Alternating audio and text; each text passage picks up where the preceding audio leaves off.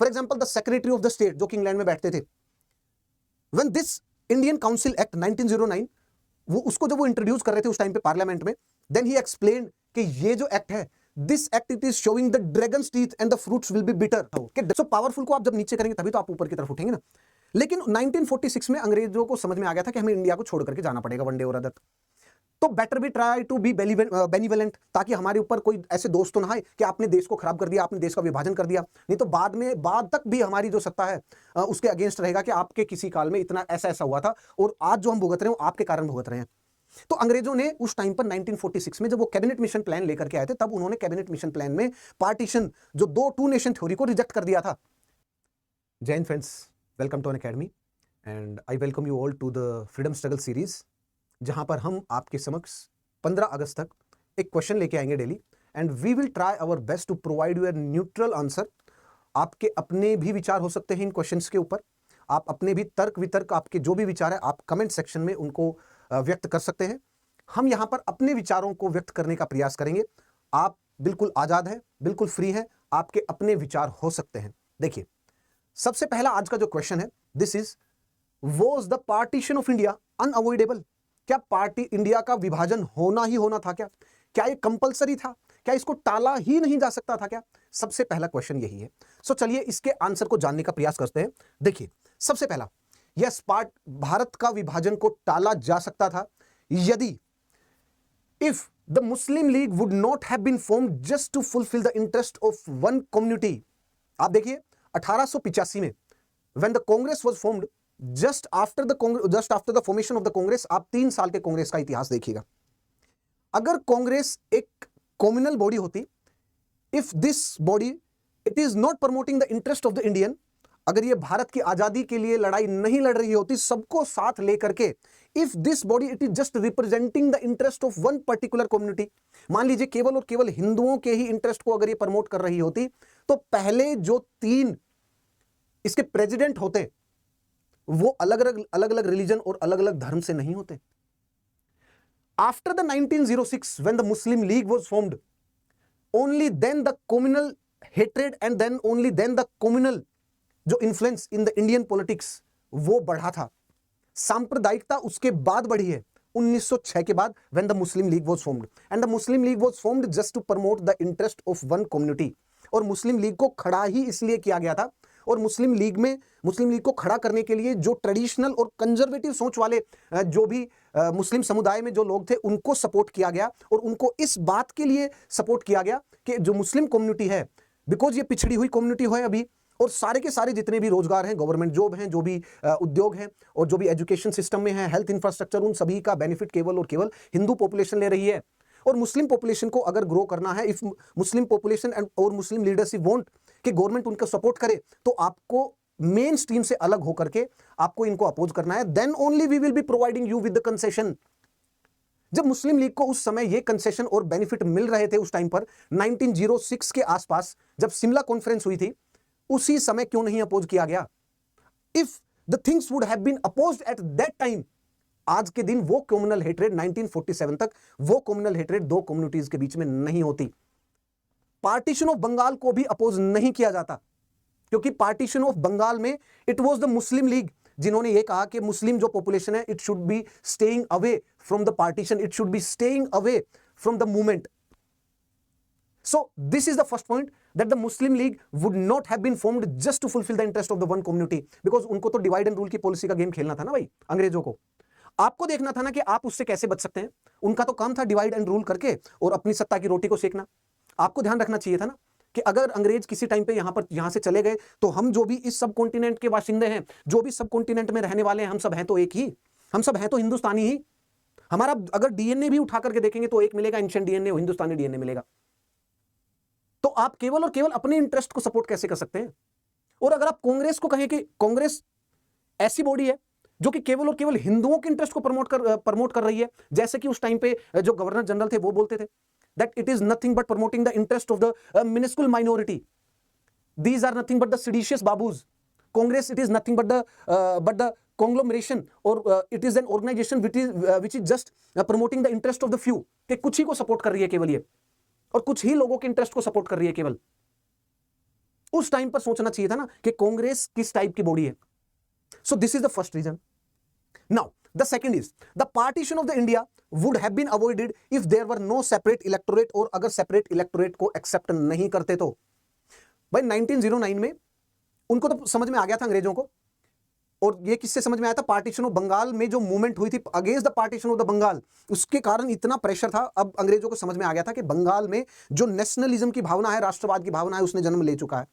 और जब तक राष्ट्रवाद की भावना को दबाया नहीं जाएगा, लोगों में राष्ट्र के लिए एकता और जो वन कॉन्शियसनेस है सभी में, भाई आज के दिन आप में और हम में क्या है, पूरा कंप्लीट इंडिया है, एक इंडिया है. जम्मू कश्मीर से कन्याकुमारी, गुजरात से और अरुणाचल प्रदेश, सभी एक भारत को मानते हैं और सभी के अंदर नेशनल कॉन्शियसनेस है. आप कारगिल वॉर देखिए, पूरा का पूरा इंडिया, जो भी शहीद थे उन पूरे के पूरा इंडिया रोया था. तो इसको बोलते हैं नेशनल कॉन्शियसनेस. अगर पूरे इंडिया में और जितने भी इंडियंस हैं उन सब में एक कॉन्शियसनेस आ जाए, भारतीय कॉन्शियसनेस आ जाए, तो अंग्रेज कैसे रुक सकते हैं? केवल 1.5, 2 लाख, 3 लाख अंग्रेज कैसे करोड़ों, 35 करोड़, 40 करोड़ उस समय की पॉपुलेशन पे कैसे कंट्रोल कर सकते हैं? कर ही नहीं सकते. वो कैसे कर पाए? डिवाइड एंड रूल पे. डिवाइड एंड रूल कैसे करते हैं? आपके पास 2 बच्चे हैं, आपने एक को बहुत सपोर्ट दिया, एक को बहुत प्यार दिया, दूसरे को आपने वो क्या नेग्लेक्ट करना स्टार्ट हो गए. तो अल्टीमेटली इसका रिजल्ट ये होगा कि जो दूसरा बच्चा है उसका पहले बच्चे के लिए अब उसके मन में अपने आप बिटरनेस और खटार आ जाएगा.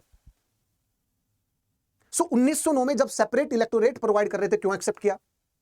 मुस्लिम लीग को भी अपोज करना चाहिए था कि no, we are not going to accept this thing. Voting देने का अधिकार सबको होना चाहिए हमारे यहां पर. So this is also a second point, that there should not have been the separate electorate. So the Government of India Act, now Indian Council Act 1909 और मिंटो मोर्ले जो रिफॉर्म है 1909, इसमें सेपरेट इलेक्टोरेट का provision ही accept नहीं करना चाहिए था Indian population को. कांग्रेस ने इसको अपोज किया, लेकिन कांग्रेस ने बाद में 1916, 1915 और 1916 के बाद लखनऊ पैक्ट जब किया था, उसमें इनडायरेक्टली इसको एक्सेप्ट किया. हिस्टोरियंस तो ये भी क्रिटिसाइज करते हैं कि वो जो लखनऊ पैक्ट उस टाइम पे 1916 में कांग्रेस ने इनडायरेक्टली जो सेपरेट इलेक्टोरेट उसको एक्सेप्ट किया, ये गलत किया था, नहीं करना चाहिए था. बट कांग्रेस ने कभी सेपरेट इलेक्टोरेट को सपोर्ट नहीं किया था. तो ये जो सेपरेट इलेक्टोरेट का प्रोविजन था, जो मोर्ले मिंटो रिफॉर्म्स में और इंडियन काउंसिल एक्ट 1909 में लेके आए थे, ये भी एक बहुत बड़ा पॉइंट बना इंडिया के पार्टीशन में. क्यों? क्योंकि इस वाले एक्ट ने जो हिंदू और मुस्लिम पॉपुलेशन थी सब कॉन्टिनेंट में, इस पूरे खित्ते में, जो सब कॉन्टिनेंट है, एशिया सब कॉन्टिनेंट, सदर्न एशिया सब कॉन्टिनेंट हम जिसको बोलते हैं, जिसमें पाकिस्तान, इंडिया, आज का अफगानिस्तान वाला एरिया, नेपाल हो गया, भूटान हो गया, और यहाँ पर अप टू म्यांमार और बांग्लादेश, ये पूरा का पूरा एरिया आ गया जिसको हम सदर्न एशियन कॉन्टिनेंट बोलते हैं, सब कॉन्टिनेंट.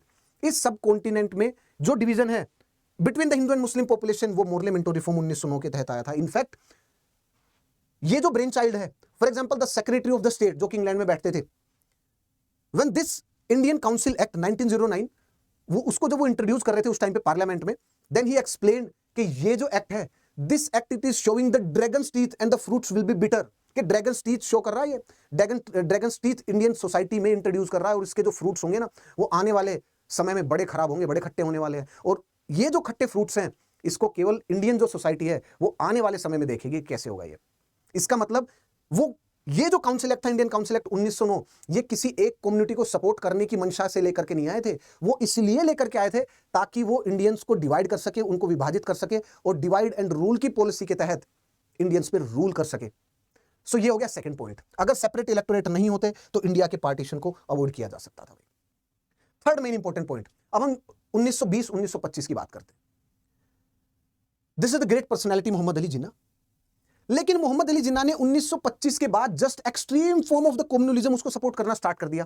पहले जब वो स्टार्टिंग में आए तो लिबरल थे और उन्होंने हिंदू मुस्लिम यूनिटी को प्रमोट करना स्टार्ट किया. इसलिए सरोजनी नायडू ने उनको एक उपाधि दी that he is the ambassador of the Hindu Muslim unity, और ये गुडविल के एम्बेसडर हैं. लेकिन धीरे धीरे जैसे जैसे उनको सत्ता में और उनको पावर मिलनी कम हुई, उसके बाद से उनको समझ में आ गया, if I am using the extreme form of communalism, कि अगर मैं मुसलमान जो जन समुदाय है उसको केवल और केवल धार्मिक एंगल और इमोशनल एंगल से कंट्रोल करूं तो वो हो सकता है, और उनको सांप्रदायिकता के रास्ते पर लेके जाऊं तब मेरी सत्ता चमक सकती है. तो वो एक्सट्रीम फॉर्म ऑफ कम्युनलिज्म की तरफ लेकर के चले गए, मुस्लिम लीग के साथ जुड़ करके. अब नेहरू रिपोर्ट पढ़ करके देखिए, नेहरू रिपोर्ट के बाद जो इन्होंने अपने जो पॉइंट दिए थे, मोहम्मद अली जिन्ना के जो 14 पॉइंट्स थे, उसमें जो डिमांड थी, वो डिमांड बड़ी वो थी, वन साइडेड डिमांड थी. वो those demands were one sided. वो फुलफिल कैसे कर सकते हैं बताइए? बंटवारा कर रहे हैं, अगर आपको 2 भाई हैं, 2 भाई कॉम्प्रोमाइज करेंगे तो कॉम्प्रोमाइज इक्वल फुटिंग्स पे ही होगा ना. ऐसा थोड़ी ना होगा कि एक को ज्यादा आप वो देंगे.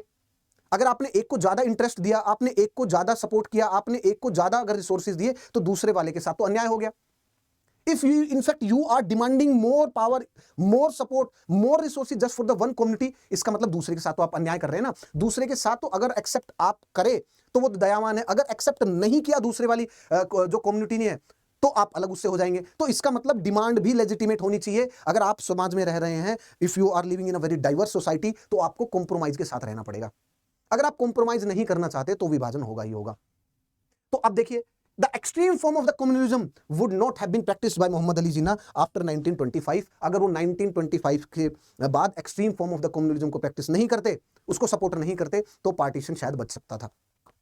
अब देखिए एक और चीज है, एक्सट्रीम फॉर्म ऑफ कम्युनलिज्म का मतलब क्या है अगर देसी भाषा में हम समझे तो। स्टार्टिंग में जब मोहम्मद अली जिन्ना ने अपनी कमान संभाली थी यहां पर, तब उन्होंने कहा था कि हिंदू और मुस्लिम दोनों एक ही खित्ते में और एक ही लोग हैं, और ये इनका जो डीएनए भी उठा के देखेंगे वो आपको सेम मिलेगा। लेकिन धीरे धीरे जब उनकी सत्ता नहीं चमकने लगी, तब उन्होंने कहा कि नहीं, ये दोनों अलग अलग हैं, लेकिन कोशिश ये करेंगे, इनका बेनिफिट ये है जब ये दोनों साथ में रहेंगे, साथ में ही एक सरकार बैठ करके चलाएंगे, ताकि लोग अलग से डिवाइड ना हो। धीरे धीरे शिफ्ट हो गए और ये बोलने लग गए कि ये दो मुस्लिम है, मुस्लिम पॉपुलेशन, हिंदू पॉपुलेशन बिल्कुल अलग अलग है, ये दोनों जब बिल्कुल अलग रहेंगे तभी इनका हित है, ये दोनों का इंटरेस्ट बिल्कुल अलग अलग है, और अगर ये साथ रहे तो गड़बड़ ही रहेगी। इन दोनों के इंटरेस्ट तभी वो हो सकते हैं फुलफिल जब ये दोनों बिल्कुल अलग रहे। इसको बोलते हैं extreme form of the communalism. और ये उन्होंने 1925 के बाद प्रैक्टिस करना स्टार्ट कर दिया था। क्यों? क्योंकि इनकी सत्ता बन नहीं पा रही थी। सो सत्ता के लालच में इन्होंने yes extreme form of the communalism को प्रैक्टिस किया था 100%। Now the fourth important point is what you should be looking into, कि अगर कोल्ड वॉर नहीं होता, the cold war would not have started, तो भी इंडिया के पार्टीशन को अवॉइड किया जा सकता था, एंड तक 1946 तक भी अवॉइड किया जा सकता था। क्यों? 1946 तक अंग्रेजों को यह समझ में आ गया था कि वर्ल्ड वॉर 2 जो है एंड हो चुका है। वर्ल्ड वॉर 2 के बाद उनको जाना था, क्योंकि उन्होंने अटलांटिक चार्टर अमेरिका के साथ साइन किया था कि please support us in the world war 2, क्योंकि हिटलर हमें धो रहा है, आप हमें वित्तीय मदद करिए, आप हमें जो मिलिट्री सहायता है वो सहयोग करिए। लेकिन यूएस ने कहा कि आपको वॉर जीतने के बाद जो आपकी कॉलोनीज है जैसे इंडिया, वहां से आपको बाहर निकलना पड़ेगा। यूएस ने अपने हित के लिए किया था। डोंट थिंक कि यूएस ने किसी को सपोर्ट किया था, क्योंकि यूएस को ऊपर उठना था। यूएस तभी ग्लोबल पावर बनेगा ना जब उस टाइम की जो विश्व शक्ति है वो नीचे की तरफ जाएगी, जैसे वो यूके हो गया। उस टाइम पे तो इंग्लैंड था ना, बोलते हैं sun never sets on the British empire at that time. ठीक है, तो वो इसका मतलब यही था, इतना पावरफुल था वो। सो पावरफुल को आप जब नीचे करेंगे तभी तो आप ऊपर की तरफ उठेंगे ना। लेकिन 1946 में अंग्रेजों को समझ में आ गया था कि हमें इंडिया को छोड़ करके जाना पड़ेगा वन डे और अदर। तो better be try to be benevolent, ताकि हमारे ऊपर कोई ऐसे दोस्त तो ना आए कि आपने देश को खराब कर दिया, आपने देश का विभाजन कर दिया। नहीं तो बाद तक भी हमारी जो सत्ता है उसके अगेंस्ट रहेगा कि आपके किसी काल में इतना ऐसा हुआ था, और आज जो हम भुगत रहे हैं वो आपके कारण भुगत रहे हैं। तो अंग्रेजों ने उस टाइम पर 1946 में जब वो कैबिनेट मिशन प्लान लेकर के आए थे, तब उन्होंने कैबिनेट मिशन प्लान में पार्टीशन, जो टू नेशन थ्योरी को रिजेक्ट कर दिया था। रिजेक्ट करने के बाद उसके 3-4 महीने बाद, और इनफैक्ट मुस्लिम लीग ने भी स्टार्टिंग में एक्सेप्ट कर लिया था कि चलिए कोई बात नहीं, हम देखते हैं, and we will be participating in the constitution making process, we will be participating in the government, जो इंटरिम गवर्नमेंट बनेगी उसमें भी हम पार्टिसिपेट कर लेंगे सरकार में। लेकिन जब कोल्ड वॉर स्टार्ट हो गया तो पता चल गया बिल्कुल क्लियर अंग्रेजों को, और उनको दो जो पावर थी, यूएस को और यूएसएसआर को, कि कोल्ड वॉर स्टार्ट हो चुका है। और यूएस ने यूके को कहा, इंग्लैंड को कहा कि अब कोल्ड वॉर स्टार्ट हो चुका है, और इंडिया को अगर आजाद कर दिया गया, इतने बड़े खित्ते को अगर आजाद कर दिया गया, तो ये जाकर के रशिया से मिल जाएगा डायरेक्टली। रशिया से it will join hand with the Russia, because Nehru he is a proclaimed socialist, और वो सोशलिज्म जो प्रमोट कर रहा है उसकी तरफ जाएंगे। हमारा जो रोल है वो कैपिटलिज्म वाला, उसकी तरफ जाएंगे नहीं, पूंजीवाद की तरफ जाएंगे नहीं। So because Nehru he is a proclaimed socialist, we should try our best कि रशिया, जो ये यूएसएसआर था, ये कंप्लीट यूएसएसआर था उस time, complete USSR. So India और यूएसएसआर जैसे ये कंप्लीट यूएसएसआर था। आप देखिए, अगर पाकिस्तान का पार्ट, अभी ये पाकिस्तान और इंडिया अगर एक ही खित्ता था, एक ही देश थे, तो यूएसएसआर से डायरेक्ट कनेक्टिविटी है। और सोचिए यूएसएसआर के पास है क्या है टेक्नोलॉजी, उस टाइम पे यूएसएसआर के क्या है जो इकोनॉमी है वो भी ठीक ग्रो करी है। यूएसएसआर के पास क्या है, न्यूक्लियर वेपन भी है। यूएसएसआर के पास क्या है, मिलिट्री भी है। इंडिया के पास क्या है, इंडिया के पास है मैन पावर। जिस मैन पावर की मदद से वर्ल्ड वॉर 1 और वर्ल्ड वॉर 2 में यूके ने अपना वर्चस्व बनाया था ना, लगभग 22 से 23 लाख सोल्जर्स वर्ल्ड वॉर 2 में इंडिया के जो थे वो वहां पर जाकर के लड़े थे। The battle of the Britain, the trench war near the France and the Germany border, आप उसको देखिएगा, एक डॉक्यूमेंट्री भी है और एक मूवी भी है इससे रिलेटेड। सो उससे आपको पता चलेगा कि इंडिया के जो सोल्जर्स थे, इंडिया की जो मसल पावर थी, अगर वो यूएसएसआर के साथ मिल जाती तो ये जो खित्ता है, ये जो एरिया बड़ा मजबूत हो जाता। ना व्हाट आई नीड, यूएस ने इंस्ट्रक्शन दिया यूके को कि एक काम करिए, एक पाकिस्तान बनाइए और पाकिस्तान को कुछ इस तरीके से बनाइए that it will act as a buffer state and it will be very difficult to connect the USSR in India. उनके बीच में कोई भी लैंड कनेक्टिविटी मत छोड़िए। तो अब देखिए पाकिस्तान कैसे बना इस साइड में, अब आपको समझ में आया। सो कोल्ड वॉर अगर स्टार्ट नहीं होता तो भी हो सकता था कि जो इंडिया का जो पार्टीशन उसको अवॉइड किया जा सकता था। एंड यस फ्रेंड्स, इसी के साथ साथ लेट मी टेल यू, अगर आप अनअकैडमी से जुड़ करके यूपीएससी की तैयारी करना चाहते हैं तो आप अलग अलग बैच से उनसे जुड़ सकते हैं। जैसे आरंभ बैच है वो 2026 की तैयारी कराएगा इंग्लिश में, फाउंडेशन बैच 2026 की इंग्लिश में तैयारी कराएगा, एंड जो हिंदी में अगर आप अपनी तैयारी करना चाहें तो संभव बैच है 2027 के लिए, इंग्लिश में अपनी तैयारी करना चाहते हैं तो नीव बैच है, ये 2028 के लिए कराएगा आपको तैयारी। एंड यस, अगर आपको डिस्काउंट चाहिए you can use the code SKY50, आपको ये कोड यूज करने पर डिस्काउंट मिलेगा, प्लस उसी के साथ साथ आपको जो भी आपका सब्सक्रिप्शन होगा उस पर आपको एक्सटेंशन भी मिलेगा using this code SKY50। So you can take the benefit of this code. Now friends, आज के सेशन में इतना ही, सो मिलते हैं नेक्स्ट सेशन में, टिल देन जय हिंद फ्रेंड्स।